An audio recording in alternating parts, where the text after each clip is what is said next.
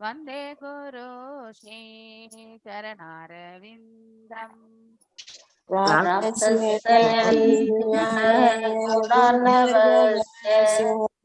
वन्दे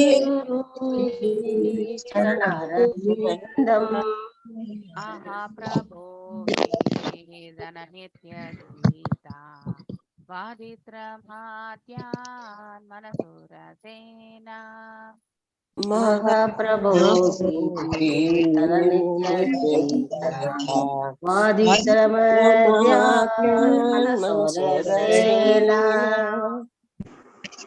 रोमाञ्चकम्पा सुररङ्गबाजो वन्दे गुरु ते चरणारविन्दम्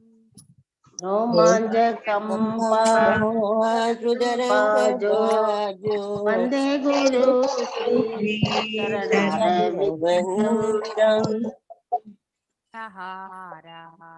तननित्यनाना शृङ्गारतन्मन्दिरमाजनादौ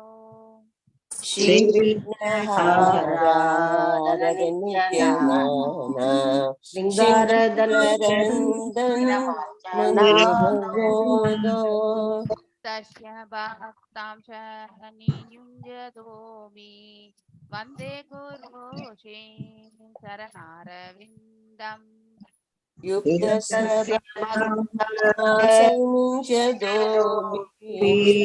वन्दे गुरु श्री चरणारविन्दम्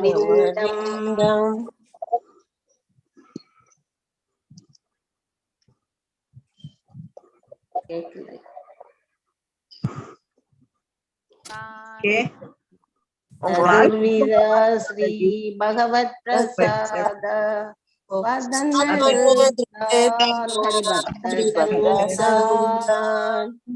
वैवतृप्तिं भजत सदैव वन्दे गुरु श्री चरणारविन्दम्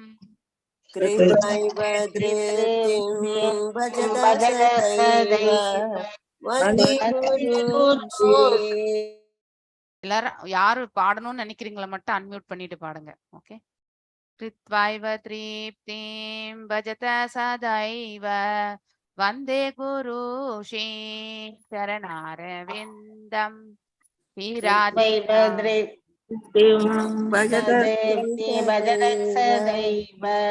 वन्दे गुरु श्री राधिका माधवयोरपारा माधुर्यलीला गुणरूपं नाम्नाम्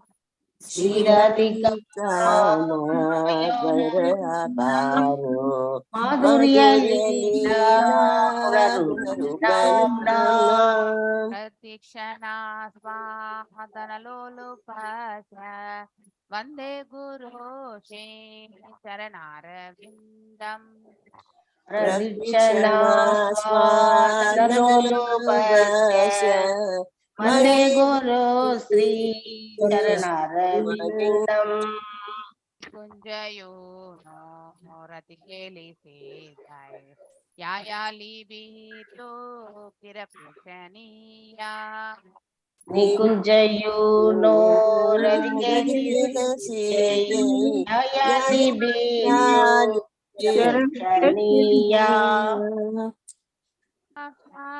तद्वल्लभस्य वन्दे गुरो चरणारविन्दम् तत्रादिदाख्यातवल्लभस्य वन्दे गुरो श्री चरणारविन्दम् शास्त्रधरीत्रिणः समस्तशास्त्रै युक्तः सदा भाव्यत एव षड्भिः साक्षादरिद्रेण समस्तशास्त्रैर्युक्तस्तदा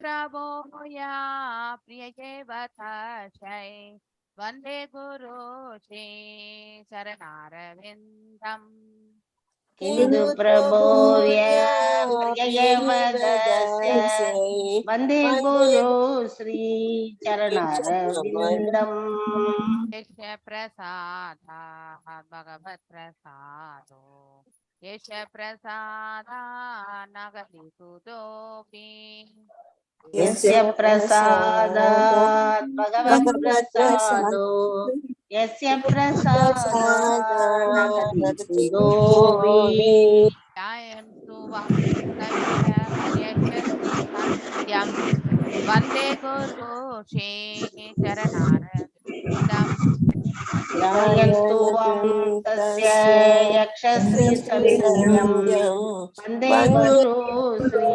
चरणारविन्दम् शारदावानललितलोका प्रणय कारुण्य गणगणात्वम्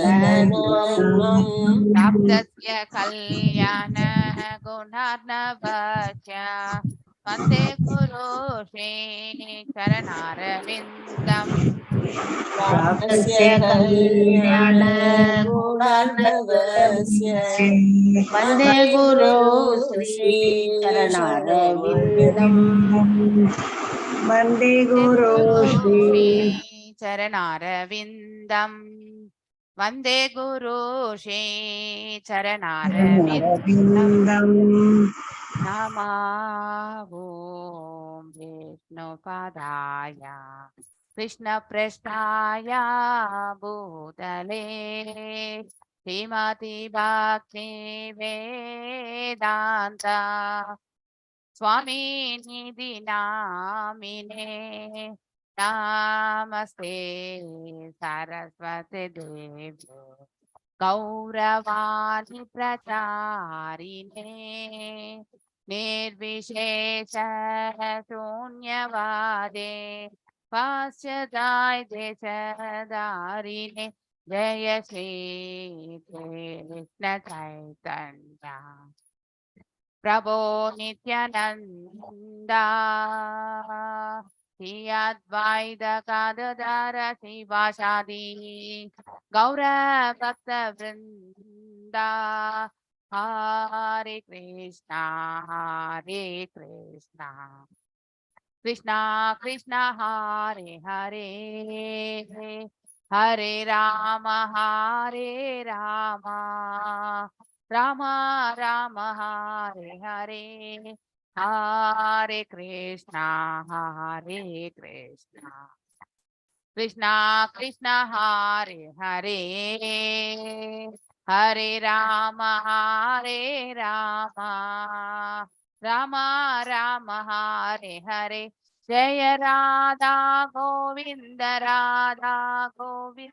Radhe Jaya Radha Govinda Radhe Jaya Gauranitai Gauranitai Jaya Gauranitai Jaya Prabhupada Jaya Prabhupada Nityai Gaura Hari Bol Nityai Gaura Hari Bol Hari Bol Nityai Gaura Hari Bol எல்லாருக்கும் ஹரே கிருஷ்ணா. हरे कृष्ण माताजी, प्रणाम माताजी। Pranams Mataji. Hare Krishna Hare Mataji. Krishna Mataji. Hare Krishna. Hare Krishna Mataji, வாழ்க வளமுடன். Thank you. எல்லாருக்குமே உங்களுக்கு எல்லாருக்குமே பகவானுடைய நல்லருள் கிடைக்க பெற வேண்டும் என்ற பிரார்த்தனைகளோட இன்னைக்கான செஷனை ஆரம்பிக்கலாம். ஓம் நமோ பகவதே வாசுதேவாயா. ஓம் நமோ பகவதே வாசுதேவாயா. ஓம் நமோ பகவதே வாசுதேவாயா. நாராயணம் நமஸ்கிருத்யம் நரம் சைவ நரோத்தமம் தேவீம் சரஸ்வதிம் வியாசம் ததோ ஜயம் உதீரயேத். நஷ்டப்ராயேஷு பதரேஷு நித்யம் பாகவத சேவையாம் பகவத்ய உத்தம ஸ்லோகே பக்திர்பவதி நைஸ்திகி. ஓம் அஜ்ஞானதிமிராந்தஸ்ய ஞானாஞ்சனய ஷலாகய சக்ஷுருன்மிலிதம் येन தஸ்மை ஸ்ரீ குரவே நமः. ஸ்ரீ சைதன்ய மனோபீஷ்டம் ஸ்தாபிதம் येन பூதலே ஸ்வயம் ரூபா கதாமாஹ்யம் ததா ஸ்வாபதாண்டிகம். ஹே கிருஷ்ணா கருண சிந்தோ தீனபந்தோ ஜகத்பதே கோபேஷா கோபிகா காந்த ராத காந்த நமஸ்துதே. தப்த காஞ்சன கௌராங்கி ராதே விருந்தாவனேஸ்வரி ரிஷபானுஷுதே தேவி பிரணமாமி ஹரிப்ரியே. வாஞ்சகல்பதாருப்யஷ கிருபசிந்துப்ய ஏவ ச பதிதனாம் பாவனேப்யோ வைஷ்ணவேப்யோ நமோ நமः. ஜெய ஸ்ரீ கிருஷ்ண சைதன்ய பிரபு நித்யானந்த ஸ்ரீ அத்வைத கதாதார ஸ்ரீவாசதி கௌரபக்த விருந்தா. ஹரே கிருஷ்ணா கிருஷ்ண கிருஷ்ண ஹரே ஹரே ஹரே ராம ராம ராம ஹரே ஹரே. எல்லாருக்கும் வணக்கங்கள். எல்லா வாழ்த்துக்களும் உங்களுக்கும் கிடைக்க பெற வேண்டும். உங்களுடைய வாழ்த்துக்களை ஏற்றுக்கொண்டு பகவான் உங்களுக்கு எல்லாருக்கும் நல் அருள் புரிய வேண்டும் என்ற பிரார்த்தனைகளோட இந்த செஷன் ஆரம்பிக்கலாம். ஸோ இன்னைக்கு நாம 37வது பதம் பார்க்க போகின்றோம். அதாவது பிரம்மரிடத்தில் ஹரே கிருஷ்ணா பிரபு. ஸோ பிரம்மரிடத்தில் பகவான் அதாவது 40வது ஸ்லோகம் வரைக்குமே நம்ம பார்க்க போறது அவருடைய வரங்களும் அதாவது மேலும் அவருடைய ஆசீர்வாதங்களை பகவான் வழங்குகின்றார்.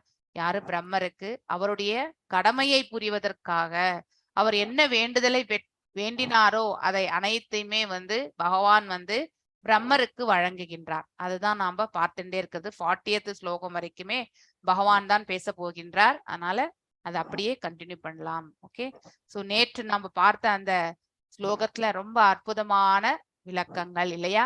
கிருஷ்ணரின் உடல் மனித வடிவில் இருந்ததினால் அது உலகியல் தன்மையானது என்னும் கருத்தை பகவான் கீதையில் வன்மையாக கண்டிக்கிறார். இதை நாம 7வது 8வது ஸ்லோகம் அதாவது சாப்டர்ஸ்ல வர ஸ்லோகங்கள்ல நாம படிச்சிருக்கோம் இல்லையா?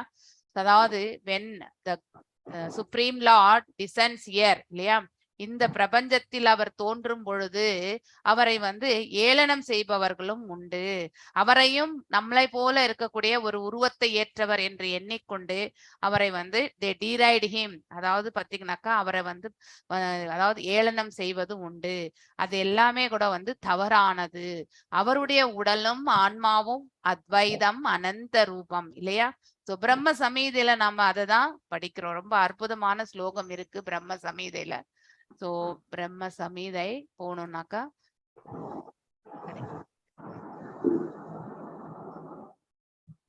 ஐ திங்க் பேக்ரவுண்ட் நாய்ஸ் இருக்கிறவங்க தயவு செஞ்சு I am humbly requesting you to அதாவது மியூட் பண்ணிக்கோங்க.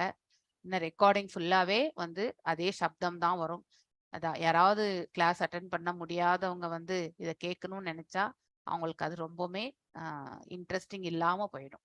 கருத்துக்களை கேட்கணும்னாலும் இந்த சவுண்ட்னால அவங்க வந்து they will not continue. இல்லையா? I am humbly requesting you.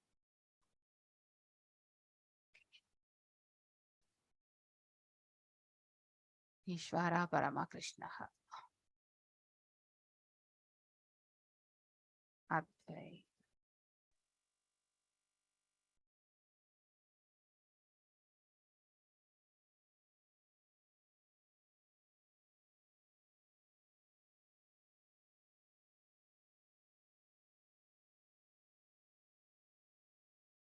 எத்தனாவது ஸ்லோகம்னே தெரியல.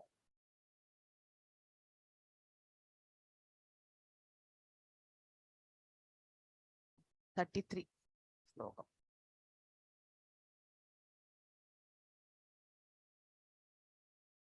ஸோ அதனால இந்த பார்க்கணும். அத்வைதம் அச்சுதம் அனந்த அனாதிம் அனந்த ரூபம் ஆத்யம் புராணம் புருஷம் நவ யவ்வனம் ச வேதேஷு துர்லபம் ஆதுர்லபம் ஆத்ம பக்தௌ கோவிந்தம் ஆதி புருஷம் தமஹம் பஜாமி. அதாவது I worship the supreme personality of Godhead Govinda Krishna அப்படின்னா பிரம்மர் பாடுகின்றார். அதாவது சுப்ரீம் கடவுளுடைய உயர்ந்த ஆளுமை கோவிந்தனை அந்த கிருஷ்ணனை நான் வணங்குகின்றேன்.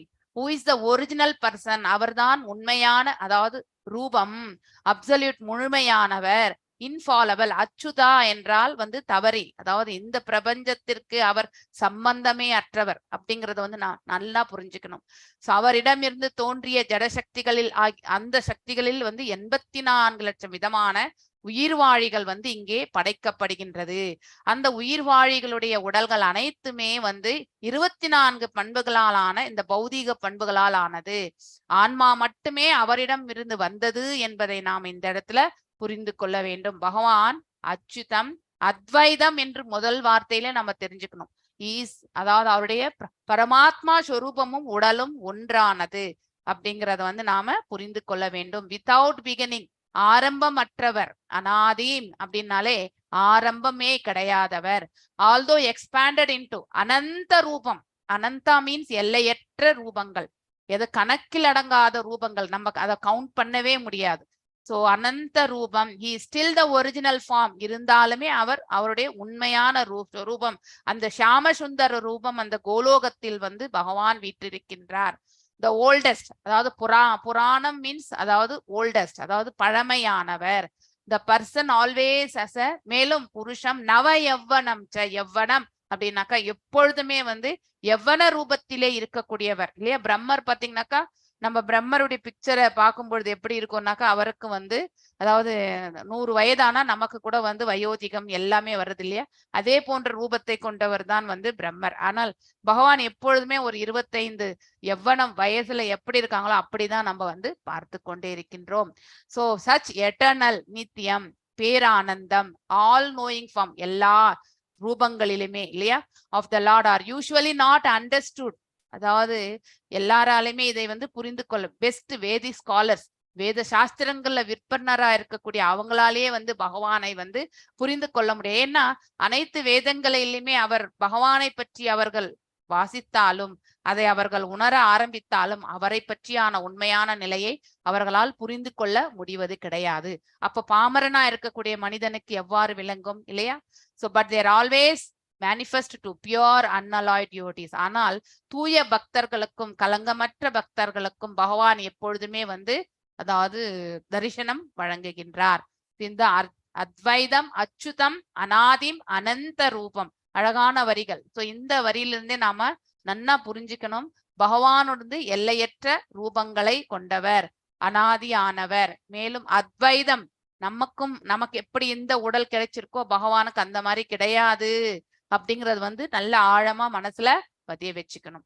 துப்யம் மத் விசிகித்சாயாம் ஆத்மா மே தர்ஷிதோ அபஹி நாளேன சலிலே மூலம் புஷ்கரஷ்ய விஷின்வதக. எஸ் பிரியா பாலாஜி மாதாஜி வாசிங்க. ஹரே கிருஷ்ணா மாதாஜி. ஹரே கிருஷ்ணா மாதாஜி. மாதாஜி 34 மாதாஜி. 37 மாதாஜி. 37. எஸ் நேத்து கிளாஸ் இருந்தது மாதாஜி. ஹரே கிருஷ்ணா. ஓகே ஹரே கிருஷ்ணா. பிளேலிஸ்ட் இருக்கு Mataji. Yes yes okay Mataji. துப்யம் மத் விஷிகித் சாயாம் ஆத்மா மே தர்சிதோ அபஹி நாளேன சலிலே மூலம் புஷ்கரஸ்ய விஷின் வதஹ. துப்யம் உமக்கு, மத் என்னை, வசீகித் சாயாம் கண்டு கொள்ளும், உமது முயற்சி, ஆத்மா தனது, மே எனது, தர்சித காட்சிப்படுத்துதல், அபஹி உள்ளிருந்து, நாளேன நாளத்தின் வழியாக, சலிலே தண்ணீரில், மூலம் வேர், புஷ்கரஸ்ய தாமரையில், மூல ஆதாரத்தினை, விஷின் வதக ஆய்ந்தறிதல், மொழிபெயர்ப்பு, நீவிர் பிறந்த தாமரை மலரின் தண்டிற்கு ஆதாரமான இடம் ஒன்று இருக்கிறதா என்று அந்த அத்தண்டின் நாளத்தின் வழியே உட்புகுந்து சென்றும் உம்மால் எதையும் கண்டு கொள்ள முடியவில்லை.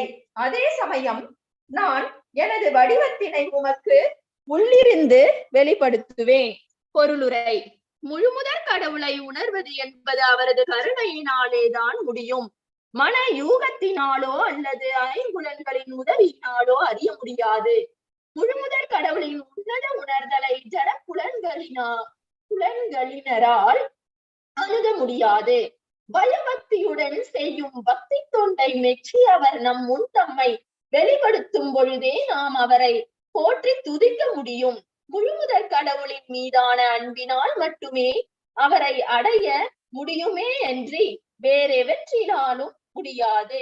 ஊனக்கண்களை கொண்டு முழுமுதற் கடவுளை காண முடியாது. முழுமுதற் கடவுளின் மீதான அன்பு என்னும் மையினை பூசி ஆன்மீக கண்கள் திறக்க பெற்றால் அவற்றின் மூலம் நமது அகத்தினுள்ளே அவரை காண முடியும். ஒருவனது ஆன்மீக கண்களை லௌகீக அழுக்கு மூடி இருக்கும் வரை அவனால் பகவானை காண முடியாது. அவ்வழுக்கு பக்தி தொண்டின் மூலம் நீங்கும் பொழுது சந்தேகத்திற்கிடமின்றி அவனால் பகவானை காண முடியும். பிரம்மதேவர் தாமரை தண்டின் அடிவேரினை காண செய்த முயற்சி தோல்வியடைந்தது. ஆனால் அவரது தவத்திலும் பக்தியிலும் பகவான் திருப்தியடைந்த பொழுது பிரம்மதேவரின் புற முயற்சி எதுவுமின்றியே பகவான் தம்மை அவர் உள்ளத்தில் வெளிப்படுத்தி காட்டினார். ஹரே கிருஷ்ணா மாதாஜி. All glories to Srila Prabhupada. Srila Prabhupada கி ஜெய். அழகான விளக்க உரை. நம்ம மனசெல்லாம் கட்டுப்படுத்தி அதுக்கப்புறம் பகவானை தரிசிக்கணும் அப்படின்லாம் புலன்களை கட்டுப்படுத்தி எவ்வாறு ஆமை தன் கூட்டிற்குள் எல்லாமே அடக்குகின்றதோ அவ்வாறு பயிற்சி எல்லாம் செய்து நம்ம பகவானையுடைய தரிசனத்தை பெறணும்னு நம்ம முயற்சி செய்ய வேண்டிய அவசியமே கிடையாது. கேவல பக்தி மட்டுமே நாம செய்தாலே பகவானே நம்மளை தேடி ஓடி வருவார். அதுதான் இந்த பொருளுடைய கருத்துக்களே. இந்த லாஸ்ட் 4-5 வரிகள் உங்களுக்கு படிச்சோம்னாக்கா அதுல அழகான கருத்துக்களை பிரபுபாதர் அவர்கள் கொடுத்திருக்கார். ஒருவனது ஆன்மீக கண்களை, அதாவது நம்ம இப்ப இந்த இதெல்லாமே பௌதீகம் தான் இல்லையா நமக்கு இருக்கிறது. இதுல நம்ம தெய்வீகத்தை நம்ம உணர்வின் மூலமாக எடுத்து கொண்டு வர வேண்டும். தெய்வீகத்தை எவ்வாறு நம்ம உணர்வின் மூலமாக எடுத்து கொண்டு வர முடியும்? பக்தி தொண்டை புரியும் பொழுது தானாகவே அது வெளிப்பட ஆரம்பிக்கும். அப்ப நாம அந்த பக்தி தொண்டு எவ்வாறு அமைய பெற வேண்டும் என்பதை அதை மட்டும் நாம நன்னா மனசுக்குள்ள பதிய வச்சுக்கணும். சோ எந்த ஒரு எதிர்பார்ப்பும் இல்லாம பகவான் மீது பிரேமை கொள்ளக்கூடிய மனதை நாம வளர்த்து கொள்ள வேண்டும். ஏன்னா இந்த பிரபஞ்சத்துல நாம வாழ்ந்துட்டு இருக்கிறதே அவருடைய கருணையாலத்தான் இல்லையா? இங்க வர வேண்டிய அவசியமே இல்லை. ஆனா வந்தாச்சு. வந்த பிறகு நாம எக்ஸிட் ஆகக்கூடிய பாதையை தான் நம்ம பார்க்கணும் இல்லையா? சோ கரெக்ட் எக்ஸிட்ல போனாதான் நம்ம மீண்டும் இந்த இடத்துக்கு வராம இருக்கிறதுக்கான மார்க்கம் நமக்கு கிடைக்கும். அதை விடுத்துட்டு நம்ம வேற ஏதாவது ஒரு எக்ஸிட் போயிட்டா நம்ம இந்த பிரபஞ்சத்திலேயோ இல்ல கீழே உலகங்களுக்கோ இல்ல மேல் உலகங்களுக்கோ நாம தள்ளப்பட்டு விடுகின்றோம். அதனால which is the right exit, எது கரெக்டான, அதாவது நம்முடைய பாதை அப்படின்றது வெளிப்படக்கூடிய பாதை எது, வெளியே போகக்கூடிய பாதை எது என்பதை நாம தேடிக்கொள்ள வேண்டும். சோ அந்த பாதையை நாம நன்கு அறிய பழகினால் ஆட்டோமேட்டிக்கலி நம்ம தெய்வீக பண்புகளை வளர்த்து கொள்வதற்கான மார்க்கத்தை அடைகின்றோம். அப்ப இந்த கண்கள் வந்து புற கண்களாக அடுத்தவர்களுக்கு தெரிந்தாலும் இந்த கண்களிலே வந்து நமக்கு வந்து அதாவது பக்தி எனக்கூடிய அந்த பிரேமையை நம்ம வந்து வெளிப்படுத்தும் பொழுது நம்ம ஹிருதயத்துல வந்து பகவான் வந்து தரிசனம் கொடுக்கின்றார். அவருடைய தரிசனத்தை நாம கண்டிப்பாக பெற முடியும் என்பதை பிரம்மரே இங்க வந்து உதாரணமாக இந்த பதத்தில் வந்து எடுத்துரைக்கப்படுகின்றது. துப்யம் மத் விசிகித் சாயாம் ஆத்மமே தர்ஷிதோ அபஹி நாளேன சலிலே மூலம் புஷ்கரஷ்ய விஷின்வதக. துப்யம் உமக்கு, அதாவது பிரம்மருக்கு, மத் என்னை, இங்கே பகவான், விசிகிஸ்தாயாம் கண்டு கொள்ளும். ஏன்னா முதல்ல தாமரையில வந்து அவதரித்த பொழுதே அவரை சுற்றி இருள் சூழ்ந்திருந்ததை வந்து பிரம்மர் உணர்ந்தார். இது 2ஆம் கேண்டோலியே நாம படிச்சிருக்கோம் இல்லையா? மேலும் இது எங்க இருந்து வருது, நாம் எங்கிருந்து வந்தோம் அப்படிங்கிறதுக்காக அந்த தாமரை மலர்ல இருந்து அவர் வெளியில வரணும்னு நினைச்சார் இல்லையா? அடியெடுத்து வெளியில வரணும்னு நினைத்த போது தபா எனக்கூடிய அந்த 2 வார்த்தைகளை கேட்ட பிறகு அவர் அங்கேயே அமர்ந்து தவத்தை வந்து மேற்கொண்டார். அவர் அந்த தாமரை தொண்டுக்குள்ளேயும் வந்து உள்ள வந்து பார்த்தாச்சு, எங்கேயுமே வந்து அவருக்கு வந்து அதனுடைய மூலம் எங்கே அப்படிங்கறது வந்து கண்டுபிடிக்க அவரால முடியல. அததான் இந்த இடத்துல பகவான் வந்து எடுத்துரைக்கின்றார். சோ ஆத்மா உமது முயற்சி, ஆத்மா தனது, மே எனது, அதாவது பகவானது, தர்சிதக காட்சிப்படுதல். சோ அவர் வந்து புரியணும்னு நினைச்சுக்கிறார், எங்க இருந்து வருது இத அப்படிங்கிறது. அது பகவானையுடையது இல்லையா? அவருடைய நாவி அந்த உந்தி சுழிலிருந்துதான் அந்த தாமரை வந்து மலர்ந்திருக்கின்றது. சோ அதனுடைய அதாவது ஆரம்பம் ஆணி எங்கே, ஆணிவேர் எங்கிருக்கின்றது என்பதை வந்து பிரம்மா அறிய முயற்சி செய்தார். அததான் இந்த இடத்துல அபகி உள்ளிருந்து, நாளேன நாளத்தின் வழியாக இல்லையா, அந்த தண்டின் வழியாக, சலிலே தண்ணீரில், மூலவேர் மூலம் அப்படின்னா வேர், புஷ்கரஷ்ய தாமரையின், மூல ஆதாரத்தினை, அதாவது அதனுடைய பேஸ் எங்க இருக்கு இல்லையா, ஆணிவேர் எங்க இருக்கு, விசின்வதக ஆய்ந்தறிதல், அதை வந்து புரிஞ்சுக்கணும்னு நினைச்சார் யாரு, பிரம்மர். அதுதான் இந்த மொழிபெயர்ப்புல அழகாக எடுத்துரைக்கப்பட்டது. நீவீர் அப்படின்னா இந்த இடத்துல பிரம்மரை குறிக்கிறது. நீவீர் பிறந்த தாமரை மலரின், அவர் எந்த, அதாவது தாமரை மலரில் தோன்றினார் பிரம்மர் இல்லையா? அந்த தாமரை மலரின் தண்டிற்கு ஆதாரமான இடம் ஒன்று இருக்கிறதா என்று அறிய, அதை தெரிஞ்சுக்கணுன்றதுக்காக தான் பிரம்மர் அத்தண்டின் நாளத்தின் வழியாக உட்புகுந்து சென்று இல்லையா, சென்றும் உம்மால் எதையுமே கண்டு கொள்ள முடியவில்லை, அதாவது கண்டுபிடிக்க முடியல இல்லையா? அதே சமயம் அந்த 2 வார்த்தைகளை கேட்ட பிறகு 1000 யுகங்கள் உட்கார்ந்து நீ வந்து தவத்தை மேற்கொண்டாய். சோ அந்த தவத்தை மெச்சி நானே உனக்கு என்னுடைய வடிவத்தினை காட்டிவிட்டேன். சோ அதனால எங்கிருந்து வந்தேன்றத வந்து அவரே தரிசனத்தை வழங்கி இருப்பதாக பகவான் இந்த ஸ்லோகத்தின் வழியாக அழகாக எடுத்துரைக்கின்றார். நான் எனது வடிவத்தினை, பகவான் தன்னுடைய வடிவத்தினை உனக்கு உள்ளிருந்து வெளிப்படுத்தினேன், அதாவது பிரம்மருடைய ஹிருதயத்திலிருந்து வந்து வெளிப்படுத்தினார் என்பதை இந்த பதத்தினுடைய பொருளுரையில வந்து ரொம்ப அழகாக எடுத்துரைக்கப்பட்டிருக்கு. முழுமுதற் கடவுளை உணர்வது என்பது அவரது கருணையினாலே தான் முடியும். இது அழகான வரிதான். இதை நம்ம எப்பவுமே மனசுல பதிய வச்சுக்கணும். பகவான் கருணை நமக்கு கிடைக்க பெற்றால் ஒழிய அவருடைய தரிசனம் நமக்கு கண்டிப்பாக கிடைக்காது. ஆனால் அவருடைய கருணை பெறுவதற்கான, அதாவது அப்படிப்பட்ட ஒரு கருணை பெறணும்னா நாம என்ன செய்யணும் அப்படிங்கறது வந்து முதல்ல புரிஞ்சுக்கணும். அதாவது கேவல பக்தி, அனன்ய பக்தியை நாம செய்யணும். எந்த ஒரு எதிர்பார்ப்புமே இல்லாம பகவானுக்கு தூய பக்தி செய்வதற்கான வழி எது அப்படிங்கிறது வந்து நாம புரிஞ்சுண்டு அந்த பாதையில நாம் செல்லும் பொழுது பகவான் நம்முடைய பக்திக்கு மெச்சி அவரே அவருடைய கருணையை பொழிகின்றார். அந்த கருணையால் நாம் அவருடைய தரிசனத்தை பெறவும் முடியும். சோ மேலும் மனயூகத்துல வந்து இதை கண்டிப்பா புரிந்து கொள்ள முடியாது. நாம வெறுமனே பிம்பத்தை எடுத்துட்டு வரலாம் இல்லையா? சோ பிம்பத்தை எடுத்துட்டு வந்தாலுமே அது வந்து நிரந்தரமாக நிற்காது. மேலும் 5 புலன்களின் உதவியால் இல்லையா நாம வந்து மனசை வந்து கட்டுப்படுத்துறது, புலன்களை கட்டுப்படுத்துறது, இதெல்லாம் கூட செய்ய முடியும். ஆனா இதனால வந்து இப்ப இருக்கக்கூடிய இந்த பௌதீக புலன்களாலையும் நம்மளால அதை பார்க்கவே முடியாது. அகக்கண்களால் மட்டுமே நாம அந்த தரிசனத்தை பெற முடியும், புற கண்களால் அல்ல என்பதை நாம மனசுல புரிந்து கொள்ள வேண்டும். முழுமுதற் கடவுளின் உன்னத உணர்தலை ஜட புலன்களினால் அணுகவே முடியாது. சோ இந்த டைரக்டா வந்து மெட்டீரியலிஸ்டிக் சென்சஸ்ல நம்ம எதையுமே பண்ணவே முடியாது. பயபக்தியுடன், அந்த வார்த்தை ரொம்ப முக்கியம் இல்லையா? எப்படி ஏனாதானோன்னு நாம ஜபங்கள் பண்றோம் இல்லையா? சோ ஏதோ பேசிட்டே இருப்போம், நடுவுல அடுத்தவங்க கொஸ்டின் கேட்பாங்க, அதுக்காகவும் பதில் அளிச்சுட்டு நம்ம நாம ஜபம் பண்ணுவோம். இதெல்லாம் உன்னதமான நாம ஜபங்களே கிடையாது. இது அக்கௌண்டபிலிட்டிக்கே வராது. So we should not do such things. Yes, ஒரு சுச்சுவேஷன்ல நம்ம பதில் அளிக்க வேண்டியும், அது வந்து எக்ஸப்ஷனல். ஆனா எப்பவுமே பேசிண்டே உரையாடிக்கொண்டே நம்ம வந்து நாம ஜபங்களை செய்யக்கூடாது, அது தவறு. ஸோ பயபக்தியுடன் செய்யும் பக்தி தொண்டை மெச்சிதான் பகவான் நமக்கு வந்து உள்ளுக்குள்ள இருந்து அருள் புரிவார். அவர் நம்முன் தம்மை வெளிப்படுத்தும் பொழுதே, எஸ், இதை நாம உணர முடியும். பக்தியுடன் ஒரு நாள் உட்கார்ந்து நம்ம செய்யும் பொழுது நமக்கு அன்னைக்கு நடக்கக்கூடிய நிகழ்ச்சிகள்ல ஏதோ ஒரு ரூபத்துல பகவான் நமக்கு வந்து கண்டிப்பாக உணர வைப்பார். அதனால்தான் அந்த மேன்மையை நம்ம உணரும் பொழுது அதை அப்படியே ஃபாலோ பண்ணணும்ன்ற அந்த உந்துதலை நாம எடுத்துட்டு போது urge to that is to perform the devotion இல்லையா? நம்ம அப்படி ஒரு உத்வேகத்தோட அந்த பக்தியை செய்யணும்ன்ற உணர்வை நாம வளர்த்து கொள்ள வேண்டும். அன்பினால் மட்டுமே பக்தி என்பது பயபக்தியும் மற்றும் அன்பு, இந்த பிரேமையை கொண்டுதான் பகவானை நம்மளால தரிசிக்க முடியும். ஊனக்கண்கள் என்பது இந்த புறக்கண்களை கொண்டு முழுமுதற் கடவுளை காணவே முடியாது. அது வெறுமே கற்பனை தான், காணல் நீர் தான். சோ முழுமுதற் கடவுளின் மீதான அன்பு என்னும் மையினை, அன்பு என்னக்கூடிய மையினை பூச வேண்டும் இந்த கண்களுக்கு இல்லையா? அப்படின்னா அன்பு கொண்டு பகவானை வந்து நாம தரிசனம் பெற வேண்டும்.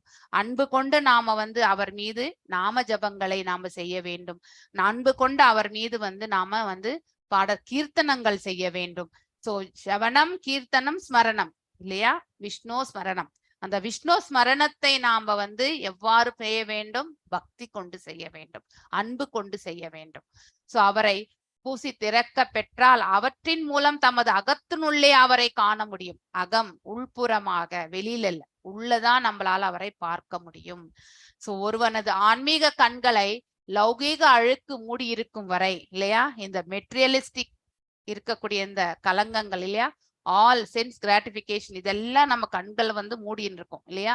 அதையெல்லாம் விலக்கி, அந்த திரையை விலக்கி நாம வந்து பக்தியின் பால் நாம் இட்டு செல்லும் பொழுது இந்த கண்களுக்கு பகவான் வந்து தரிசனத்தை வழங்குகின்றார்.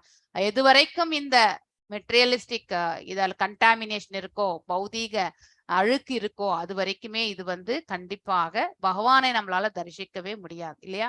இந்த பௌதீக அழுக்குகள் என்ன என்பது உங்க எல்லாருக்குமே தெரியும். அவ்வழுக்கு பக்தி தொண்டின் மூலம் நீங்கும் பொழுது சந்தேகத்திற்கிடமின்றி அவனால வந்து பகவானை காண முடியும். பிரம்மதேவரும் தாமரை தண்டின் அடி வேரினை காண செய்த முயற்சியை வந்து பகவான் இந்த இடத்துல வந்து எடுத்துரைக்கின்றார். அது தோல்விதான் அடைந்தது இல்லையா? அது எங்க போறது, அந்த உந்திச்சுழி வரைக்குமே வந்து பார்த்தாச்சு, அதுக்கு மேல எங்கன்னு அவரால் கண்டுபிடிக்க முடியல. ஆரம்பம் எங்கே என்பது அவருக்கு தெரியவில்லை. ஆனால் அவரது தவத்திலும் பக்தியிலும் பகவான் வந்து திருப்தி அடைந்த பொழுது பிரம்மதேவருடைய ஹிருதயத்திலே இருந்து கொண்டு இல்லையா, அவர் புற முயற்சி எதுவுமே செய்யல, வெறுமனே பக்தி மட்டும்தான் இல்லையா? அப்படி இருக்கும் பொழுது பகவான் தம்மை அவர் உள்ளத்திலேயே வெளிப்படுத்தி காட்டினார். சோ அவருக்கு தரிசனம் என்பதை வழங்கினார் என்பது இந்த பதத்திலிருந்து நாம தெரிந்து கொள்ளலாம். சோ பகவானுடைய தரிசனம் பெறுவதற்கு நாம தூய பக்தி சேவை செய்ய வேண்டும். அது ஒண்ணுதான் நம்முடைய கடமை. அவ்வாறு ஆற்றும் பொழுது பகவான் யாருக்கு வேண்டும் என்றாலுமே தரிசனத்தை கொடுப்பார். So when the person is qualified to receive இல்லையா? சோ 38வது பதம் ஜெயலட்சுமி மாதாஜி வாசிங்க. யஷ் ஷகர்தாங்க மத் ஸ்தோத்ரம் மத் கதாப்யுதாங்யுதம் யத் வா தபசிதே நிஷ்டாஷா ஏஷ மத் அனுக்ரஹ. எஸ், வாசிங்க மாதாஜி. ஹரே கிருஷ்ணா மாதாஜி. ஹரே கிருஷ்ணா மாதாஜி. யத் சகர்தாங்கம் மஸ்தோத்ரம் மத் கதாப்யுதாங்கிதம் யத் வா தபசிதே நிஷ்டா ஷயேஷ மத் அனுக்ரஹ. யத் அந்த சகர்த செய்யப்பட்டது, அங்க ஓ பிரம்மதேவனே, யத் மத் ஸ்தோத்ரம் எனக்கான பிரார்த்தனைகள், மத் கதா எனது செயல்களை பற்றிய வார்த்தைகள், அப்யுத்ய அங்கிதம் எனது உன்னத பெருமைகளின் எண்ணிக்கைகள், யத் அல்லது அந்த, வா ஏதேனும் என்று, தபசி தவத்தில், தே உமது, நிஷ்டா நம்பிக்கை, ஷ அந்த, ஏஷ இவையெல்லாம், மத் எனது, அனுக்கிரக அளவற்ற கருணை. மொழிபெயர்ப்பு. ஓ பிரம்மதேவரே, மனவாசகங்கடந்த எனது செயல்களை நீர் போற்றி புகழ்ந்து பிரார்த்தனைகள் என்னை அறிந்து கொள்வதற்காக நீர் செய்த தவங்கள் என் மீது நீர் கொண்ட நம்பிக்கை இவை அனைத்தும் எனது அளவற்ற கருணையாக கருதப்படுதல் வேண்டும். பொருளுரை. ஓர் உயிர் பொருளான மனிதன் பகவானுக்கு மிக உயர்ந்தன் அன்பு தொண்டு செய்ய வேண்டும் என்று விரும்பும் பொழுது அவனுக்கு பகவான் சைத்தன்ய குரு அல்லது ஆன்மீக குருவாக அவனது அகத்தினில் இருந்து கொண்டு அவனுக்கு பல வழிகள் உதவி செய்கிறார். அதனால் அப்பக்தன் உலகியல் கணிப்புகளை எல்லாம் தாண்டி பல அற்புத செயல்களை செய்யக்கூடியவனாகிறான். பகவானின் கருணையினால் ஒன்றும் அறியாதவன் கூட உயர்ந்த ஆன்மீக நிறைவுடைய பிரார்த்தனைகளை இயற்ற கூடியவனாகிறான். இது போன்ற ஆன்மீக திரைவினை பௌதிக தன்மைகளினால் வரையறைக்கு உட்படுத்திவிட முடியாது. ஆனால் ஒருவனது பக்தி தொண்டு செய்வதற்கான தளராத முயற்சியின் மூலம் அது மென்மேலும் வளர்ச்சி அடையவே செய்கிறது. ஆன்மீக நிறைவிற்கு சுயமுயற்சி மட்டுமே ஒரே தகுதியாகும். உலகியல் செல்வங்கள் அல்லது அவனிடம் உள்ள கல்வி அறிவு போன்றவை எல்லாம் கருத்தில் கொள்ளப்படுவதில்லை. Hare Krishna Mataji. Hare Krishna. There is no qualification to become a devotee. இது நம்ம தெரிஞ்சுக்கணும். பகவான் என்ன பார்க்கிறார்? பகவான் மீது பிரேமையை கொள்ளணும். அவருக்காக பிரார்த்தனைகள் செய்யறோம் இல்லையா? நம்ம அந்த பிரேமையை எந்த விதத்துல நம்ம செலுத்துகின்றோம்? கீர்த்தனங்களாக பாடல்கள் பாடுகின்றோம், நாம ஜபங்களாக சொல்கின்றோம் இல்லையா? சோ அதை வாய்விட்டு நம்ம பகவான் மீது பிரேமையோடு நம்ம கீர்த்தனங்கள் தான் பிரேயர்ஸ் என்பது இந்த இடத்துல. அடுத்து அவருடைய தவங்கள், ஒவ்வொருத்தருடைய தபஸ், உடல் தவம், வாக்கு தவம், மனத்தவம் இதை கொண்டது இல்லையா? சோ மேலும் அவர் மீது அதாவது கொண்ட நம்பிக்கை, ஃபர்ம் ஃபெய்த், ஸ்ட்ராங் கன்விக்ஷன் இல்லையா? அவரை தவிர வேற யாருமே நம்மளை கண்டிப்பாக காப்பாற்றவே முடியாது. அவரின்றி இந்த பிரபஞ்சத்தில் எதுவுமே கிடையாது அப்படிங்கிற அவரால் இந்த பிரபஞ்சத்திற்கு வந்திருக்கின்றோம். மீண்டும் அவருடைய பாதங்களில் நாம சேர வேண்டும். அதற்கான வழிமுறைகள் எல்லாம் அவருடைய கருணையால் மட்டும்தான் அதாவது காரணமற்ற கருணையால் மட்டுமே இவை அனைத்துமே நம்மளால பெற முடியும். ஒருவருடைய பக்தி, அந்த பக்தியினுடைய உறுதி இல்லையா? மேலும் அவர் ஆற்றக்கூடிய அதாவது தவங்கள், இப்ப எல்லாருமே நம்ம ஷெல்டர் ஃபார்ம் எல்லாம் ஃபில் பண்ணியிருக்கோம் இல்லையா? அதுல எத்தனை பேர் காஃபினாலே, அதாவது ஒரு நாளைக்கு 3 வாட்டி 4 வாட்டி காஃபி குடிக்கிறவங்க இப்ப காஃபியை சுத்தமா நிறுத்தி இருப்பாங்க இல்லையா? சோ அது எல்லாமே ஒரு தவம் தான். அதாவது நமக்கு பிடிக்காததை ஒண்ணு விட்டுறது அது பெரிய கிரேட்னஸ் எதுவுமே கிடையாது. ஆனா நமக்கு ரொம்ப பிடிச்ச ஒன்றை அதாவது பகவானுக்காக நம்ம விட்டுட்டோம்னாக்கா, அதாவது இந்த ஆஸ்டரிட்டி எல்லாம் நம்ம பண்ணணும் அப்படின்னு ஆல்ரெடி சொல்லப்பட்டிருக்கக்கூடிய விதிமுறைகளை நம்ம ஃபாலோ பண்ணோம்னா that is only a தபஸ்யா. So அது என்ன சிறியதாக இருந்தாலும் அதுவும் ஒரு தபஸ் தான் இல்லையா? அதாவது உடல் தவம், வாக்கு தவம், மனத்தவம், இந்த மூன்றையுமே நம்ம மேன்மைப்படுத்துகின்றோம். ஸ்ட்ராங் கன்விக்ஷன் இல்லையா? அனுகூல்யஸ்ய சங்கல்பம் பிரதிகூல்யஸ்ய வர்ஜிதம். அதாவது பக்திக்கு எதெல்லாம் ஃபேவரபிளோ அதை மட்டுமே ஃபாலோ பண்றது இல்லையா? அதே மாதிரி பக்திக்கு எதெல்லாம் ஃபேவரபிள் கிடையாதோ அதெல்லாம் நம்ம விட்டுறது. சோ பிரவிற்த்தி நிவிற்த்தி இல்லையா? எது செய்யத்தக்க செயல், எது செய்யத்தகாத செயல், இதெல்லாம் நம்மளால அலசி ஆராய முடிகின்றது. சோ அப்படி பகவான் அவருடைய பக்தனாக ஆறவங்களுக்கு அனைத்தையுமே அவருடைய காரணமற்ற கருணையால் வழங்குகின்றார் என்று எடுத்துரைக்கக்கூடிய பதம் தான் இது. சோ அவரும் சைத்த குருவாக நம்ம ஹிருதயத்தில் இருந்து கொண்டு நமக்கு வழி நடத்தி கொண்டே இருக்கிறார். நமக்கு குரு என்ற அதாவது ஒருத்தர் நமக்கு இல்லை என்றால் உள்ளுக்குள்ள பகவானே நமக்கு குருவாகி விடுவார். சோ அது ரொம்ப முக்கியமானது. ஷகர்த்தாங்க மத் ஸ்தோத்ரம் மத் கதாப்யுதாங்கிதம் யத்வா தபசி தே நிஷ்டாச ஏஷமத் அனுக்கிரக. யத் அந்த சர்க்கத செய்யப்பட்டது, அங்க ஓ பிரம்மதேவனே, மத் ஸ்தோத்திரம் எனக்கான பிரார்த்தனைகள், அதாவது ஸ்தோத்திரம் பகவானை அதாவது புகழ் ஆரங்கள், கீர்த்தனங்கள், இது எல்லாமே பிரம்மர் பாடுகின்றார். சோ மத் கதா எனது செயல்களை பற்றிய வார்த்தைகள். சோ அந்த கீர்த்தனங்கள் எல்லாம் எதை பற்றி எடுத்துரைக்கின்றது? பகவானுடைய நாமங்களை எடுத்துரைக்கின்றது, பகவானுடைய ரூபங்களை எடுத்துரைக்கின்றது இல்லையா? பகவானுடைய செயல்பாடுகளை எடுத்துரைக்கின்றது, பகவானுடைய லீலைகளை பற்றி எடுத்துரைக்கின்றது. இவற்றையெல்லாம் புகழாரங்களை பாடுகின்றோம் இல்லையா? ஸோ இப்போ நம்ம இதுல கூட நம்ம இஸ்கான்ல கூட பாத்தீங்கன்னாக்கா நிறைய பிரார்த்தனைகள் இந்த பாடல்கள் எல்லாமே உண்டு இல்லையா.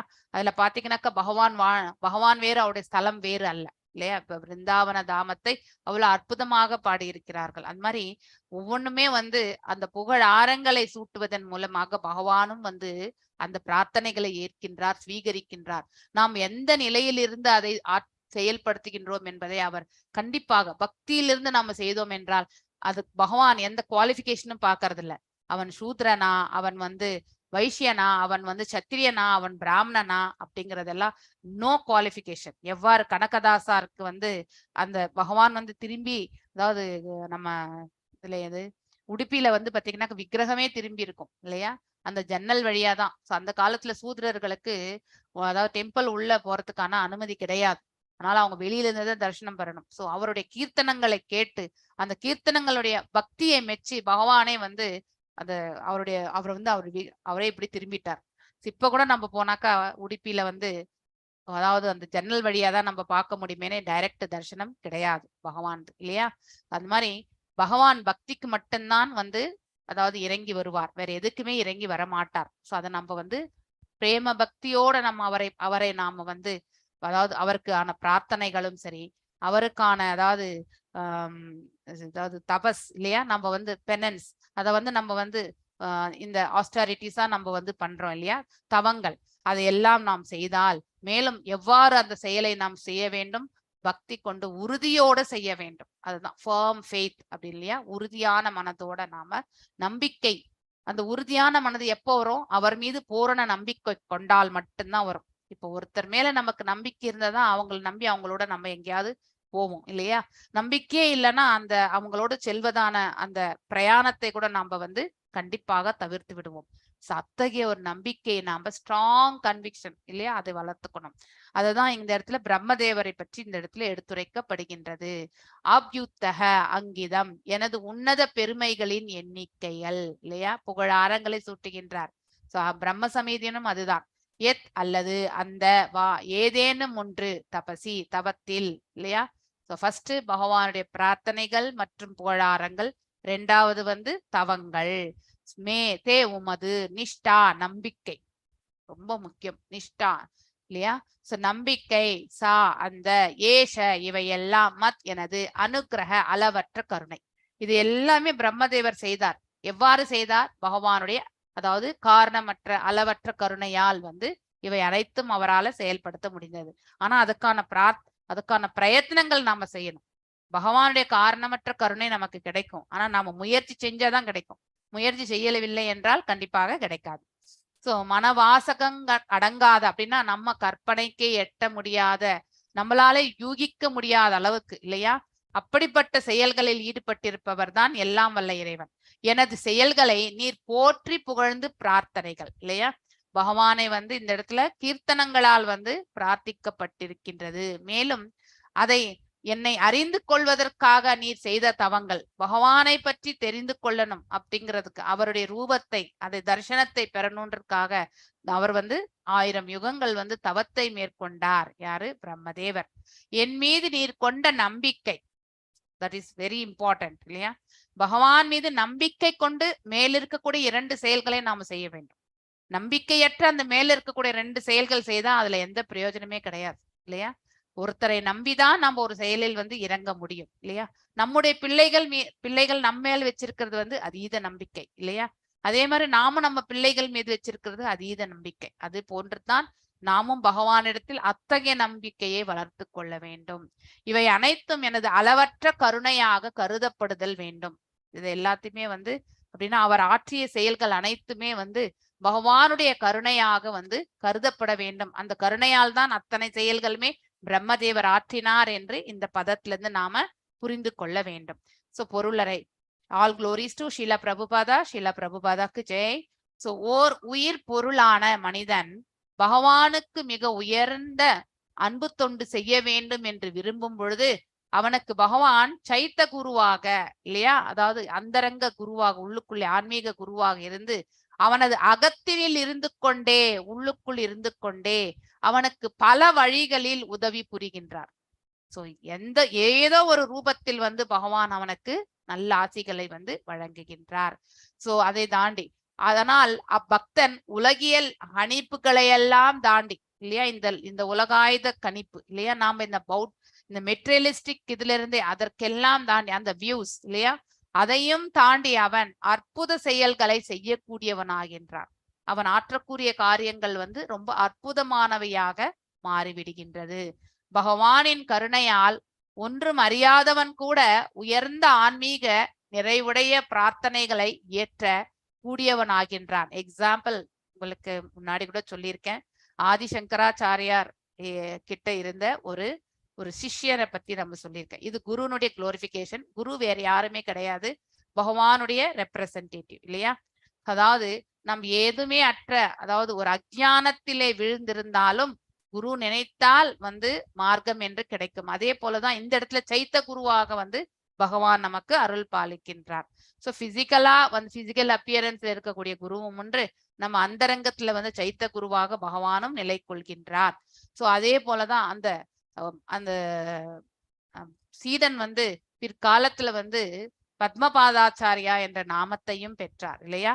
எப்பொழுதுமே சங்கராச்சாரியாருக்கு வந்து மடி செய்வது இல்லையா, அவருக்கு வியாசாசனத்தை வந்து ரெடி பண்றது, அவருக்கு ஸ்நானங்களுக்கு எல்லாமே வந்து பூஜைக்கு புஷ்பங்கள், இப்படிப்பட்ட அதாவது கைங்கரியத்தில் ஈடுகொண்டிருந்த அவன் அதாவது பத்தனான நிலையில் இருந்தான் அப்படின்னு சொல்லப்படுகின்றது. ஆனா குருவின் மீது அளவிட முடியாத பக்தி இல்லையா, அதாவது அளப்பறியாத பக்தி கொண்டவன். அதே போன்ற பக்தி தான் நாம கூட பகவானிடத்தில் கொள்ள வேண்டும்.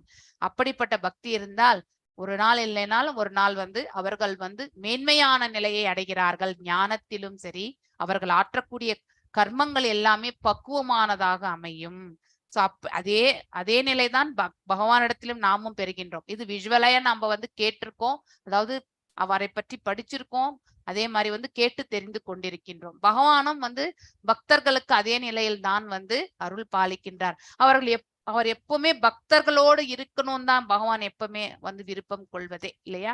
சோ அத்தகைய நிலை, சோ அந்த ஒரு நிலையை ஆன்மீக நிறைவுடைய பிரார்த்தனைகளை ஏற்றக்கூடியவன் ஆகின்றான். சோ அப்படிப்பட்ட அதாவது ஒரு அஞ்ஞானத்தில் இருந்த ஒரு டிசைப்பிளை வந்து சங்கராச்சாரியார் வந்து வியாசபீடத்தின் மீது அமர்த்தி அன்றைய பாடத்தை நடத்துவது நீதான் என்று அறிவித்து அவனும் வந்து பாடத்தை எடுக்கக்கூடிய ஒரு நிலைக்கு அதாவது மேன்மை அடைந்தான். அப்படின்னா ஆன்மீக அறிவை வந்து பெறுவதற்கான மார்க்கத்தை பெறுவதற்கு நமக்கு பேசிக்கலி என்ன இருக்க வேண்டும், சப்மிசிவா இருக்கணும், அடக்கம் என்பது இருக்க வேண்டும்.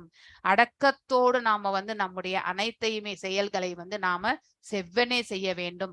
அகங்காரத்தை கொண்டு நானும் பக்தி செய்கின்றேன் அப்படின்னு நினைச்சு செஞ்சா பகவான் அப்படிப்பட்ட பக்தியை வந்து ஏற்றுக்கொள்வதே கிடையாது இல்லையா. எங்கே அகங்காரம் இருக்கின்றதோ அதனுடைய மகத்துவம் எப்பொழுதுமே மேன்மையானது கிடையாது. சோ அகங்காரத்தை விடுத்து நாம வந்து பக்தி செயலில் ஈடுபட வேண்டும். இது போன்ற ஆன்மீக பேசக்கூடிய வார்த்தைகளிலே அந்த அகங்காரம் என்பது வரவே கூடாது. அது எப்பொழுதுமே ஒருவரை வந்து நல் மார்க்கத்திற்கு இட்டு செல்லாது. இது போன்ற ஆன்மீக நிறைவினை பௌதீக தன்மைகளினால் வரையறுக்கும் உட்படுத்தி விட முடியாது இல்லையா.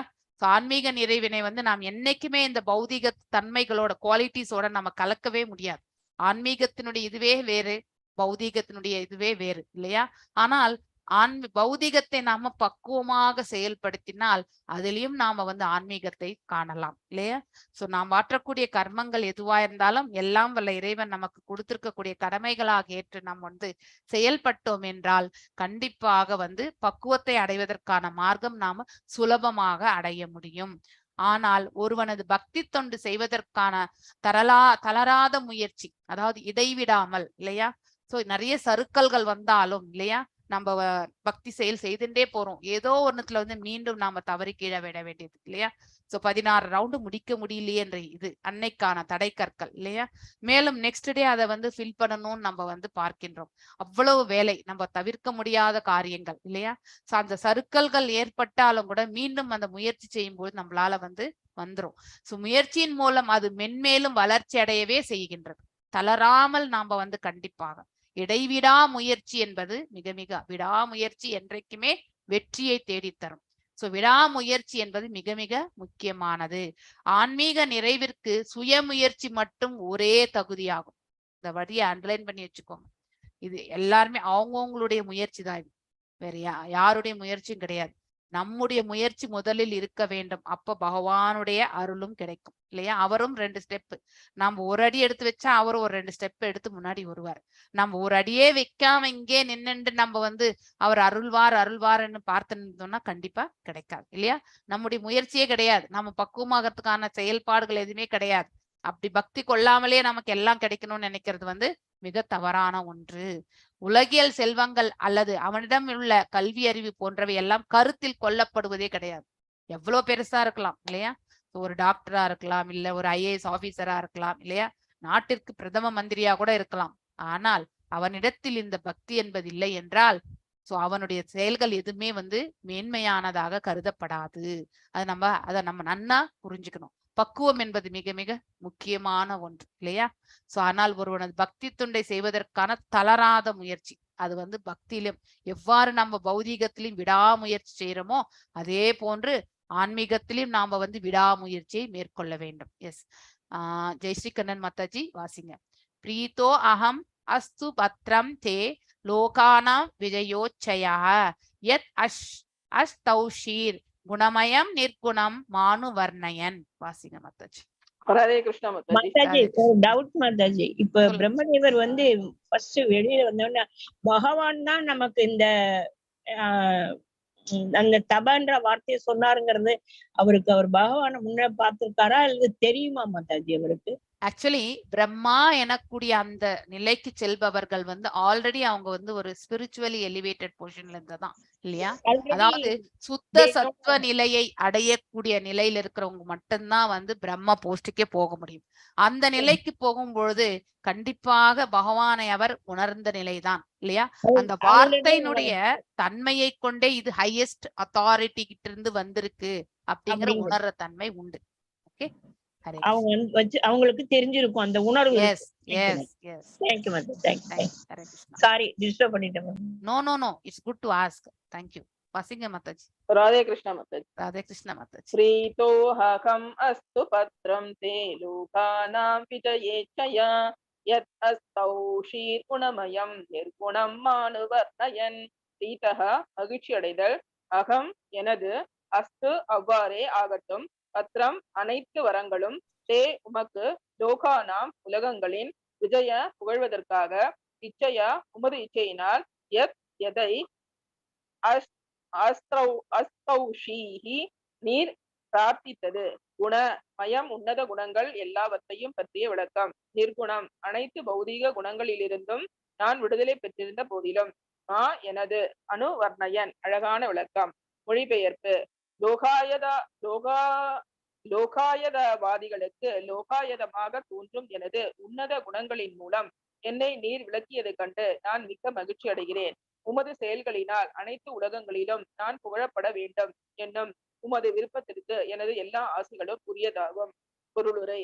பிரம்மதேவரை போன்ற தூய பக்தரோ அல்லது அவரது சீட பரம்பரையில் வந்த பக்தரோ பகவானின் புகழானது இப்பிரபஞ்சம் முழுவதுமான எல்லா உலகங்களிலும் எல்லா உயிர்களிடத்தும் பரவ வேண்டும் என்று எப்பொழுதும் விரும்புகிறார்கள். அவ்வக்தனின் அவ்விருப்பமானது பகவானது ஆசியினை எப்பொழுதும் கொண்டிருக்கிறது. மாயாவாதி சில வேளைகளில் பௌதிக தன்மைகளின் உருவமாக முழுமுதற் கடவுளான நாராயணரை கருதி அவரது கருணையினை வேண்டி வழிபடுகிறான். ஆனால் இது போன்ற பிரார்த்தனைகள் பகவானை திருப்திப்படுத்துவது இல்லை. ஏனென்றால் அவன் பகவானது உண்மையான உன்னத குணங்களை புகழ்வதில்லை என்பதே காரணமாகும். உயிர்கள் எல்லோரிடத்திலும் பகவான் மிகவும் அன்புடையவராக விளங்கிய போதிலும் தமது தூய பக்தர்களிடம் அளவு கடந்த அன்புடையவராக இருக்கிறார். குணமயம் என்று இங்கே குறிப்பிடப்பட்டிருக்கும் வார்த்தை மிகவும் முக்கியத்துவம் வாய்ந்ததாகும். ஏனெனில் அது பகவான் கொண்டிருக்கும் மனவாசகம் கடந்த குணங்களை குறிப்பிடுகிறது. ஹரே கிருஷ்ணா மாதாஜி. ஹரே கிருஷ்ணா.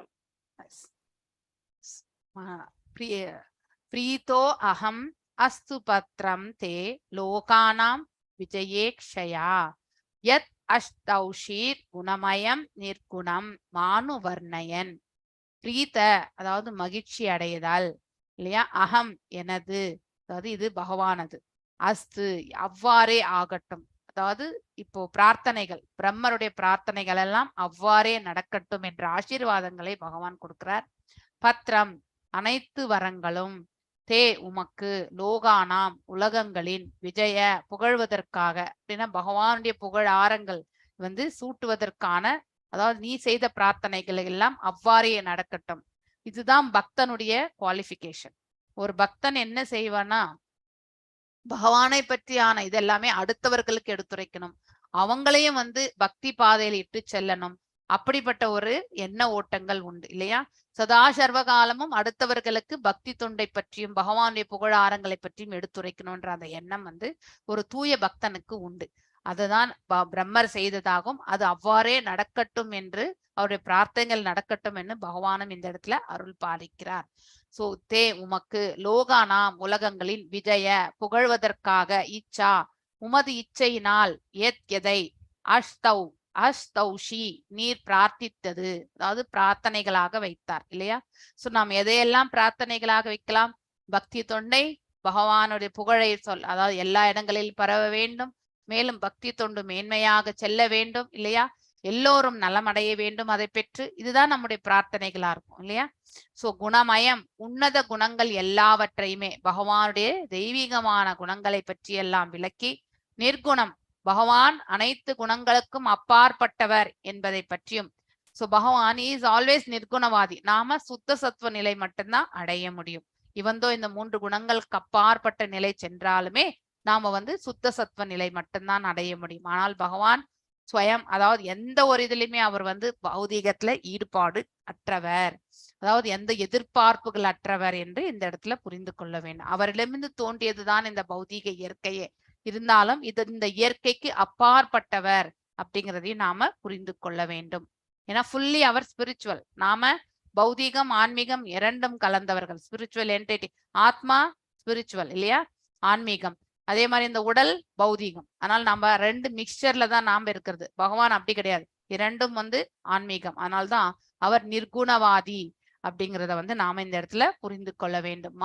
எனது அணுவர்ணயன் அழகான விளக்கம். சோ லோகாயதவாதிகளுக்கு, அதாவது இந்த பௌதீகவாதிகளுக்கு லோகாயுதமான தோன்றும், பௌதீகமாக தோன்றும் எனது உன்னத குணங்களின், அது எல்லாமே லோகாயுதவாதிகளுக்கு எல்லாமே பௌதீகமாக தான் தோன்றும். ஆன்மீகத்தில் திளைத்திருப்பவர்களால் மட்டும்தான் பகவானுடைய தெய்வீகமான அம்சங்களையும் அவருடைய இயல்புகளை பற்றி எல்லாம் புரிந்து கொள்ள முடியும் இல்லையா? லோகாயுதத்தில் இருப்பவங்களுக்கு வந்து கண்டிப்பாக விளங்காது. மூலம் என்னை நீர் விளக்கியதை கண்டு, சோ பிரம்மர் அவ்வாறே விளக்கி இருக்கின்றார் அப்படின்னா அவருடைய உணர்தலை நாம புரிந்து கொள்ள வேண்டும் இல்லையா? இஸ் த ஹையஸ்ட் ஜீவாத்மா அண்ட் த ஃபர்ஸ்ட் ஜீவாத்மா ஆல்சோ.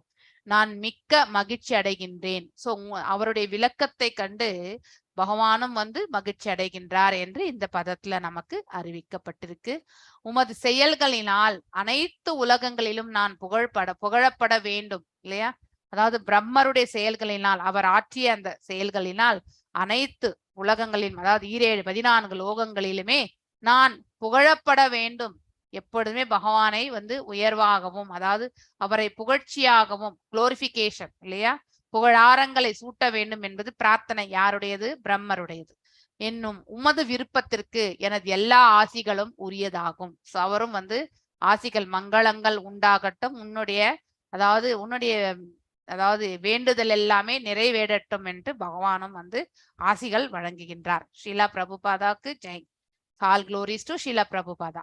சோ பிரம்மதேவரை போன்ற தூய பக்தரோ அல்லது அவருடைய சீட பரம்பரையில் வந்த பக்தரோ பகவானின் புகழானது இப்பிரபஞ்சம் முழுவதும் எல்லா உலகங்களிலும் எல்லா உயிர் வாழிகளும் பரவ வேண்டும் என்று எப்பொழுதும் விரும்புகிறார்கள் இல்லையா? இந்த 14 லோகத்துல 84 லட்சம் விதமான உயிர் வாழிகளுக்கு மத்தியில பகவானுடைய புகழாரங்கள் எல்லா இடங்களிலுமே பரவணும்னு நினைக்கிறது தான் ஒரு பக்தனுடைய கருத்தாக இருக்கும்.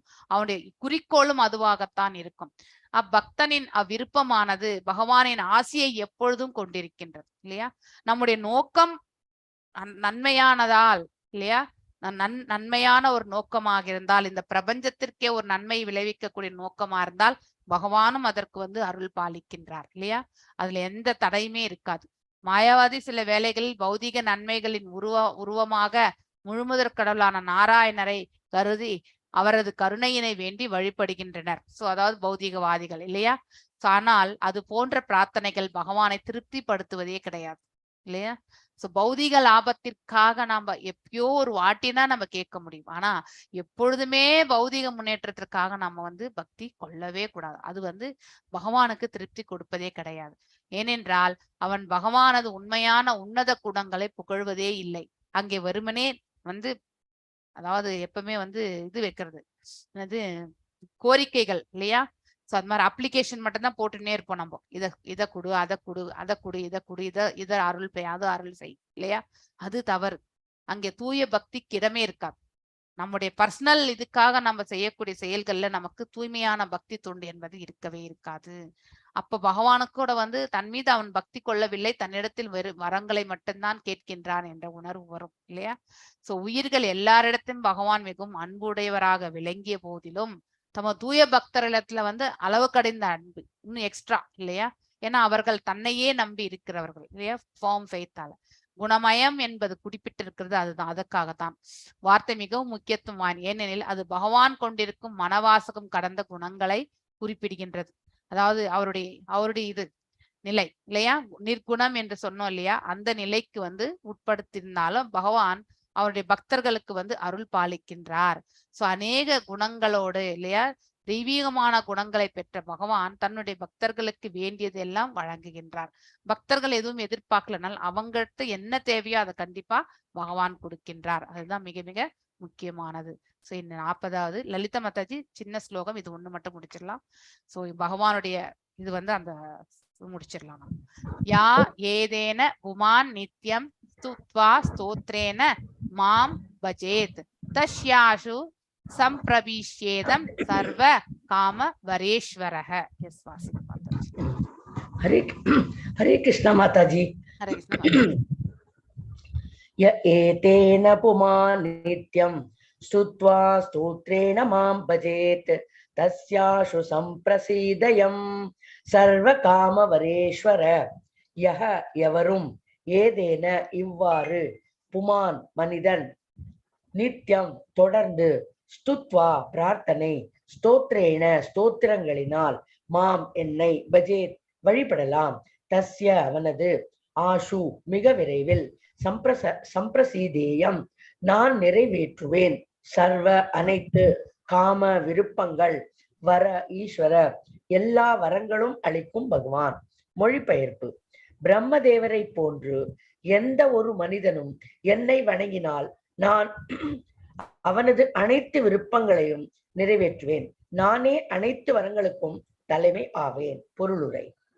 தனது புலன் உணர் கவர்ச்சியை நிறைவேற்ற விரும்பும் எவ்வொரு மனிதனும் பிரம்மதேவர் செய்த பிரார்த்தனையை செய்துவிட முடியாது.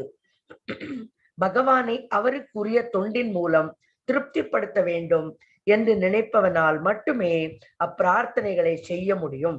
பகவான் உன்னத அன்பு தொண்டுடன் தொடர்புடைய அனைத்து விருப்பங்களையும் நிச்சயம் நிறைவேற்றுவார். ஆனால் பக்தர் அல்லாதவர் அவரை மிகச் சிறந்த முறையில் பிரார்த்தித்தாலும் அவர்களின் சபல எண்ணங்களை அவர் ஒரு நாளும் நிறைவேற்ற மாட்டார். ஹரே கிருஷ்ணா மாதாஜி. ஹரே கிருஷ்ணா. அதாவது நாம பிரார்த்தனைகள் வைக்கிறது கூட தர்மமானதாக இருக்க வேண்டும், ரொம்ப முக்கியம் இல்லையா? சுயநலம் கொண்டு அதர்மமான செயல்கள் இல்லையா, இத்தகைய பிரார்த்தனைகள் என்றைக்குமே வந்து பகவான் வந்து அதாவது அனுமதி வழங்குவது கிடையாது. அதை நாம நன்னா புரிந்து கொள்ள வேண்டும். லலிதா மாதாஜி நீங்க மியூட் பண்ணிக்கோங்க, சப்தம் வருது. யாதேன புமான் நித்யம் ஸ்துத்வா ஸ்தோத்ரேன மாம் பஜேத் தஸ்யாஷு சம்பிரசீதேயம் சர்வகாம வரேஸ்வரஹ. அதாவது யா எவருமே, ஏதேனும் இவ்வாறு, அதாவது பிரம்மதேவரை போல இல்லையா? சோ அவரும் வந்து தவத்தை பிறந்து பகவானுக்கு வந்து பக்தி தொண்டை புரிந்தார். புமான் மனிதன், அதே போன்று மனிதனும் கூட நித்தியம் தொடர்ந்து, சுத்வா பிரார்த்தனைகள், ஸ்தோத்ரேன ஸ்தோத்திரங்களினால், மாம் என்னை, பஜேத் வழிபடலாம் இல்லையா? தஷ்ய அவனது, ஆஷுவ மிக விரைவில், அப்படிப்பட்டவனுக்கு அதாவது வெகு சீக்கிரத்திலே, சம்பிரசீதேயம் நான் நிறைவேற்றிக்கின்றேன் அப்படின்னா வரங்களை கொடுக்கிறார். பகவான் இருந்து மட்டும்தான் நமக்கு வரங்களே கிடைக்கும். ஈவன் தேவர்கள் கூட வந்து பகவான் கிட்ட இருந்து பெற்ற வரங்களை தான் நமக்கும் வழங்குகிறார்கள். உண்மையிலே அது எல்லாமே பகவானிடத்திலிருந்து தான் வருது, இன்டைரக்டா நமக்கு. சோ சர்வ அனைத்தும், காம விருப்பங்கள், வர ஈஸ்வர எல்லா வரங்களும் அளிக்கும் பகவான். சோ பிரம்மதேவரை போன்று எந்த மனிதனுமே என்னை வணங்கினால் இல்லையா, நான் அவனது அனைத்து விருப்பங்களையும் நிறைவேற்றுவேன். அவனுக்கு என்ன விருப்பங்கள் இருக்கோ அப்படிப்பட்ட மனிதன் இப்ப பிரம்மதேவரை மாதிரி வணங்கணும்னா அவர் எந்த எதிர்பார்ப்பும் இல்லாமல் வணங்கணும் இல்லையா. அப்போ அவருக்கு என்ன தேவையோ அது பகவான் கொடுப்பார். சோ அதுதான் ரொம்ப முக்கியம். அவரிடத்தில் இருப்பதையும் காப்பாற்றி இல்லாதவற்றையும் கொடுத்து நான் அருள் பாலிக்கின்றேன் என்று பகவத்கீதையிலே சொல்லியிருக்கார் இல்லையா. ஒரு தூய பக்தனுடையது நானே அனைத்து வரங்களுக்கும் தலைமையாவேன். Is the chief of all benedictions இல்லையா. பெனிடிக்ஷன்ஸ்னா வரங்கள். அவரிடம்தான் அனைத்து வரங்களுமே தோன்றுகின்றது என்பதை நாம புரிந்து கொள்ள வேண்டும். சோ பொருளுரை. All glories to Srila Prabhupada. Srila பிரபுபாதாக்கு ஜெய். தனது புலன் நுகர்ச்சியை நிறைவேற்ற விரும்பும் எந்த ஒரு மனிதனாலுமே பிரம்மதேவர் செய்த பிரார்த்தனைகளை விட செய்து விட முடியாது இல்லையா. ஏன்னா பிரம்மதேவர் தன்னுடைய கடமை நிறைவேற்றுவதற்கு, மேலும் தான் எங்கிருக்கின்றேன், தன்னுடைய செயல் என்ன என்ன செய்யணுன்றதுக்காக பகவான் என்னை படைச்சிருக்கார், இதையெல்லாம் தெரிந்து கொள்வதற்காகவே அவருடைய அருளை வேண்டி பக்தி தொண்டு புரிகின்றார், தபஸ் செய்கின்றார். அவ்வாறு பிரம்மதேவர் செய்ததை போல நம்மளால கண்டிப்பாக செய்ய முடியாது. இஸ் த ஹையஸ்ட் லெவல் இல்லையா. 75 சம்திங் அந்த பர்சன்டேஜ் ஒரு ஜீவாத்மா பகவானுடைய வைபவங்களை 75% பெற்றவர் பிரம்மதேவர் இல்லையா. நாமெல்லாம் அந்த அளவுக்கு கிடையாது. அதனால அவரோட நாம ஒப்பிடவே முடியாது. அவருடைய தவத்தினுடைய செயல்பாடுகளை நம்முடைய செயல்பாடுகளோட ஒப்பிடவே முடியாது. பகவானை அவருக்குரிய தொண்டின் மூலம் திருப்திப்படுத்த வேண்டும் இல்லையா. எப்பவுமே பகவானை திருப்திப்படுத்தினா அவருக்கு நாம செய்யக்கூடிய திருத்தொண்டின் மூலமாக மட்டும்தான் ஆற்ற முடியும். வேற எந்த செயலாலுமே அவரை நாம திருப்திப்படுத்த முடியாது. அப்பிரார்த்தனைகளை செய்ய முடியும். பகவான் உன்னத அன்புத்துடன் தொடர்புடைய அனைத்து விருப்பங்களையும் நிச்சயம் நிறைவேற்றுவார். அதாவது நோக்கம் என்ன, இந்த பிரார்த்தனைகளுடைய நோக்கம் என்ன, இந்த பக்தியினுடைய நோக்கம் என்ன, அது மேன்மையான நோக்கமாயிருந்தால், அது பகவானுடைய பக்தி தொண்டுக்கு உபயோகப்படுமானால் கண்டிப்பாக பகவான் அதை நிறைவேற்றுகின்றார். ஆனால் பக்தர் அல்லாதவர் இல்லையா, அவர்கள் பக்தியே கிடையாது, ஆனால் பகவானிடத்தில் வேண்டுதல், அப்படிப்பட்ட செயல்கள் பகவான் என்றைக்குமே அங்கீகரிப்பது கிடையாது. அவரும் அந்த ஆசிகளை வழங்குவது கிடையாது.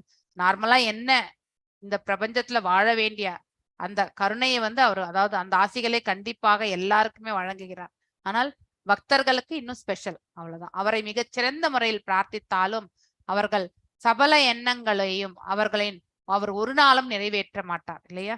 ஃபார் எக்ஸாம்பிள், ஒரு அரசனாக இருக்கலாம், ஆனால் அவன் தான் செய்யக்கூடிய பக்தி தான் மேன்மையானதுன்னு சொல்லிட்டு தன்னுடைய அதாவது ஆப்புலன்சஸ் வைபவங்களை கொண்டு பகவானுக்கு பக்தி தொண்டு புரிபவனாக இருக்கலாம். ஆனால் உண்மையில் அவனுடைய ஹிருதயத்தில் பகவான் மீது பிரேமை என்பது இல்லாமல் போனால் அவனுடைய பக்தி தொண்டு என்றைக்குமே மேன்மையாகாது. அதே ஒரு பாமரன் தூய பக்தியோட பகவான் முன்னாடி அதாவது ஒரு பழமோ ஒரு பூவோ ஒரு இலையோ ஒரு நீரோ வைத்து பகவானுக்கு பிரேம பக்தியுடன் துண்டாற்றினால் பகவான் அதையே ஸ்வீகரிப்பார்.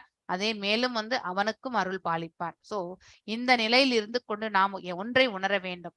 தூய பக்தி சேவை என்பது மிக மிக முக்கியமான பாகம். சோ அந்த பக்தி தொண்டை புரிவதால் மட்டுமே நாம பகவானை சேவிக்க முடியும்.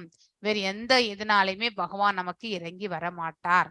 அவருடைய அருள்கள் எல்லாமே அத்தகைய பக்தர்களுக்கு மட்டுமே உண்டு என்பதை நாம புரிந்து கொள்ள வேண்டும். சோ நான் இதோட இன்றைக்கான இந்த அதுல சிறந்த முறையில் அப்படின்னு போட்டிருக்குல்ல மாதாஜி, அவன் பக்தி இல்லாமதான் ஆரம்பத்துல ஈடுபடுவான். ஆரம்ப காலகட்டத்துல பகவான் எதுவுமே சொல்ல மாட்டார் மாதாஜி.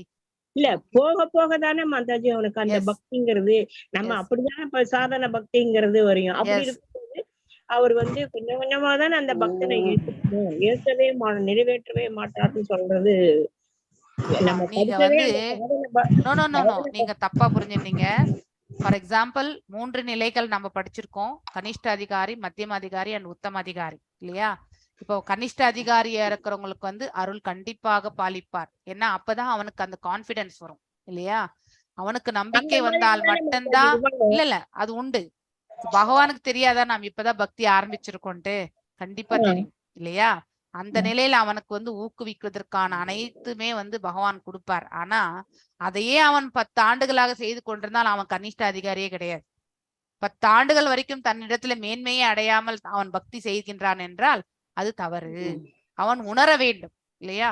அவனுக்கு வந்து பகவான் உள்ளுக்குள்ள ரியலைசேஷன் கொடுக்கும் பொழுது எஸ் இதை ஏற்றுக்கொண்டு அவன் செல்ல வேண்டும். அவன் எப்பவுமே நான் கனிஷ்டவாதான் இருப்பேன் அப்படின்னாக்கா அது வந்து பிரயோஜனமற்ற செயல். அப்படிப்பட்டவனுக்கு காலப்போக்குல வந்து கண்டிப்பா பகவான் வந்து அருள் பாலிக்கிறது வந்து முடியாத காரியம்தான். பிராக்டிக்கலா நாமளே விட திங்க் பண்ணலாம் இல்லையா? சோ ஒரு செயலை செய்யும் பொழுது பக்குவமான முறையில் வந்து எத்தனை ஆண்டுகள் ஆனாலும் நாம செய்யவில்லை என்றால் அந்த செயல்ல வந்து மேன்மையே கிடையாது. அதற்கு நாம வந்து எல்லா ஃபெசிலிட்டிஸும் கொடுக்கணும். ஃபார் எக்ஸாம்பிள் ஒரு எம்ப்ளாயி இருக்காரு ஆபீஸ்ல வந்து இல்லையா, அவர் ஃபர்ஸ்ட் நாள் வந்து அவர் அப்பதான் வேலைக்கே புதுசு, இப்ப படிச்சு முடிச்சுட்டு வந்திருக்கான், ஒரு இன்ஜினியரிங் கிராஜுவேட். அவனுக்கு எடுத்த உடனே வந்து இதுல வந்து சாஃப்ட்வேர் இன்ஜினியரா கொடுக்குறாங்க வச்சுக்கோங்க. வந்த உடனே அவனுக்கு ட்ரைனிங் கொடுப்பாங்க இல்லையா? அதுதான் சாதன பக்தி மாதிரி ட்ரைனிங் கொடுக்குறாங்க. அதான் சொல்றேன் கேளுங்க. ட்ரைனிங் கொடுக்குறாங்க. ட்ரைனிங் கொடுத்து அவனுக்கு வந்து 6 மாத காலத்துக்குள்ள அவன் வந்து அதை பக்குவப்படுத்திக்குவான் இல்லையா? ஆனா அவன் 6 ஆண்டுகள் கழித்தும் அந்த ட்ரைனிங் கொடுத்ததுல இம்பாக்டே இல்லாம அதே மாதிரி தவறுகளை அவன் எழுத்து கொண்டிருந்தால் அவனுடைய பர்ஃபார்மன்ஸ் என்ன இருக்கும்? அவனுக்கு வந்து போனஸ் கிடைக்காது இல்லையா? சேலரி இன்க்ரிமெண்ட் கிடைக்காது. ஸோ சில டைம்ல பார்க்கும்பொழுது அவனை வந்து வேலையிலேருந்தே வந்து டெர்மினேஷன் பண்ணக்கூடிய அந்த நிலைக்கும் பர்ஃபார்மன்ஸ்ல போயிடும் இல்லையா?